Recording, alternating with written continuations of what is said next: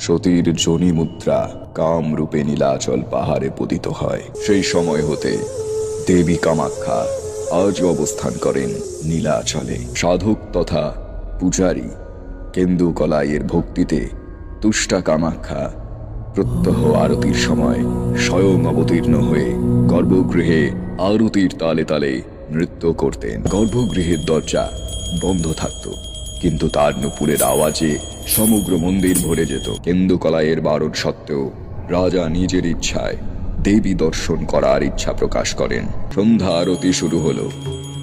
ভক্তির সামনে আবির্ভূত হলেন মহাদেবী কামরূপ কামাখ্যা।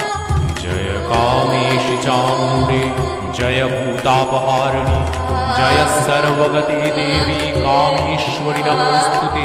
এদিকে মন্দিরের উত্তরের গবাক্ষের এক পাশে লুকিয়েছিলেন মহারাজ মহামায়া অন্তর্যামী।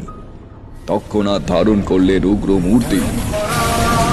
তৎক্ষণাৎ দৃষ্টি হারালেন রাজা।